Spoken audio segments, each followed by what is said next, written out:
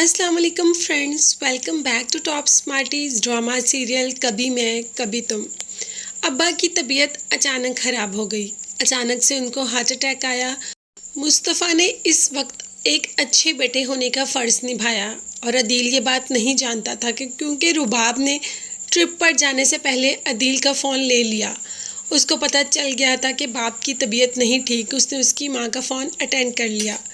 यहाँ पर बाप को ये फ़िक्र है कि इलाज का खर्चा कहाँ से हो रहा है, जबकि माँ ने बताया कि मुस्तफ़ा की सैलरी आई है, वो सारा काम आराम से कर रहा है।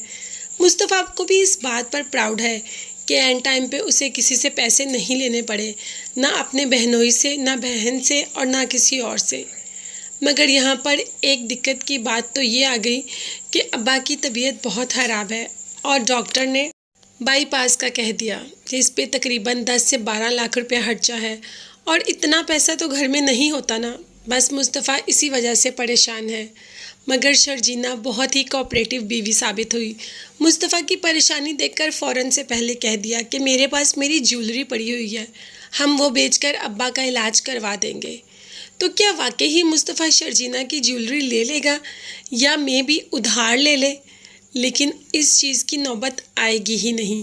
उससे पहले ही अदील को कंफर्म हो जाएगा कि उसके बाप की तबीयत नहीं ठीक, इसीलिए वो अपना ट्रिप छोड़कर आ जाएगा। मगर आते ही मुस्तफ़ा को टॉन्टिंग वे में बताना शुरू कर देगा कि तुम मेरे अब्बा को इस हॉस्पिटल में लेके आए। मुस्तफ़ा ने अपनी हैसियत के मुताबिक सब कुछ किया, मगर अदील को ये बात पसंद नहीं आई। तुम मेरे बाप को किसी अच्छे हॉस्पिटल में तो लेके जा सकते थे भाई, उसके पास जितने पैसे होंगे वो उतना ही करेगा ना। और एंड टाइम पे वो अपने माँ बाप के साथ था, शर्जीना उसके साथ थी। मगर अदील को इन बातों से फ़र्क नहीं पड़ता। वो हमेशा ख़ुद को ऊंचा साबित करने में लगा होता है और मुस्तफ़ा को नीचा साबित करने में। इन चीज़ों की समझ तो बाप को भी है, मगर मुस्तफ़ा को इस चीज़ से कोई फ़र्क नहीं पड़ता। वो सिर्फ़ अपने माँ बाप के साथ रहना चाहता है और अब उसको एहसास भी हो रहा है कि ये जॉब उसके लिए कितनी ज़्यादा ज़रूरी साबित हुई और अब वो जॉब कभी छोड़ेगा भी नहीं, क्योंकि वो जानता है कि इंसान की ज़िंदगी में पैसों की कितनी अहमियत है। शर्जीना ने उसे इस बात का एहसास दिलवाया और वो बहुत शुक्रगुजार भी है शर्जीना का। रुबाब भी हॉस्पिटल में आई अदील के साथ और शर्जीना को अच्छी खासी बातें सुनाकर चली गई कि पूरी मिडिल क्लास वाला काम किया तुम लोगों ने। मिडिल क्लास मेंटालिटी ऐसी ही होती है कि एक भाई से शादी नहीं हुई तो दूसरी भाई से शादी कर लो, वाह।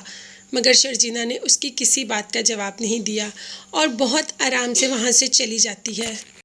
अब अदील आ तो क्या, बाप की तबीयत नहीं ठीक, बाप का बाईपास भी हो गया और अब अदील बाप के पास उस घर में जाना चाहता है।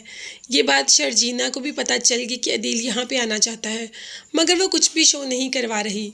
हाँ, रुबाब बहुत ज़्यादा शो करवा रही है। यहाँ पर अदील को कहती है कि तुम ऐसे करो, अपने अब्बा को इस घर में ले आओ। मगर जानता है अदील कि उसका बाप कभी भी इस घर में नहीं आएगा, इसीलिए तो रुबाब से दिया कि मेरे अब्बा बहुत ही ज़्यादा ईगोइस्ट इंसान है, वो कभी भी इस घर में नहीं जाएंगे और मैं उनकी औलाद हूँ। इस वक्त उन्हें मेरी ज़रूरत है, इसीलिए मैं वहाँ ज़रूर जाऊँगा।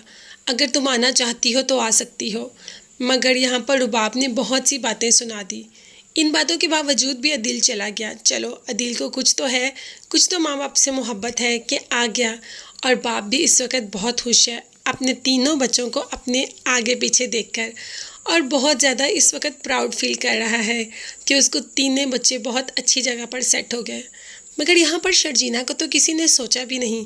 अदील के आने के बाद शर्जीना का क्या होगा? तो शर्जीना का कुछ भी नहीं होगा। वो बहुत ज़्यादा स्ट्रॉन्ग लड़की है।